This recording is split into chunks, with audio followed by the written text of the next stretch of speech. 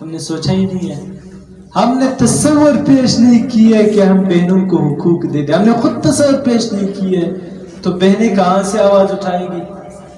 جب ہم تصور پیش کریں گے، جب ہم اس کو قائل کریں گے کہ یہ بہن جی یہ آپ کا حق ہے، میرے جائیداد میں یہ آپ کا حق ہے، آپ یہ حصہ میری جائیداد سے بلا گھبراہٹ کے لے سکتی ہے، تو پھر وہ لے سکتی ہے۔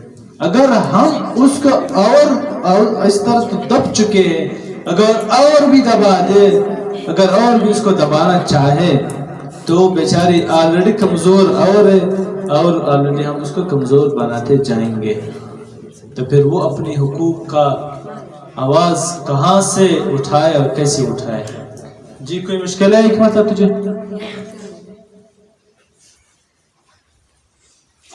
تو یہ بہت اہم ایشو ہے۔ آپ لوگ گھر جا کے اپنے بھائیوں کو، والد صاحب کو اس بات پہ قائل کر دیں کہ میری بہنوں کو آج زندگی میں حق دیجئے، اگر نہیں دے سکتے تو پھر آپ کی موت کے بعد اس کی ذمہ داری تمہاری ہے، پھر گناہ آپ کے سر ہے۔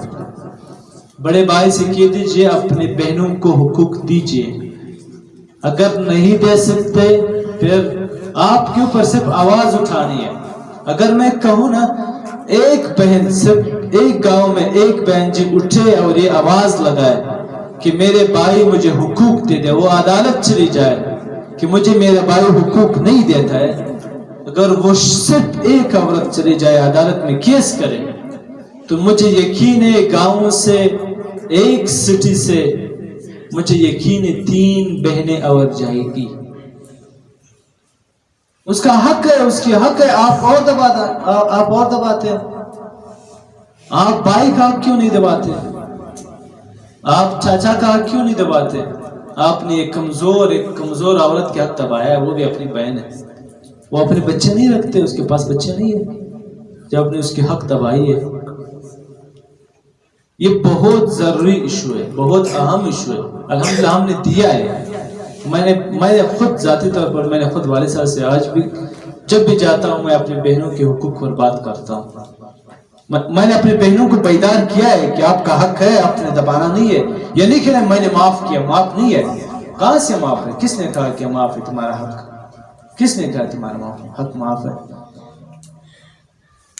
کسی بھی زمرے میں نہیں آتی ہے کہ کسی بہن کے حق ہے میرے ساتھ ضم ہے اور میں کہوں کہ میرے بہن جی کا حق ہے اور اس نے میرے لیے معاف کیا ہے تو دے دے 10 لاکھ روپیہ دے دے، 1 سال کے بعد اسے کہہ دیجئے کہ یہ 10 لاکھ روپے دوبارہ مجھے دے گا تجھے؟ پاگل ہے وہ، تجھے پیسے دے گا؟ تو یہ بہت ضروری بات ہے۔ آپ لوگ بھی اپنے بہنوں کو، خاص کر سانے والے اپنے بہنوں کو اس بات پر قائل کر دے کہ آپ کا حق ہمارے ساتھ ضم ہے۔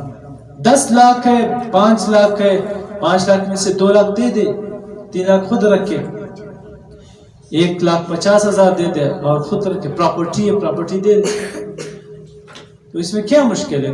کم سے کم اتنا تو ہوگا آپ کا قبر میں تو سکون ملے گا تجھے،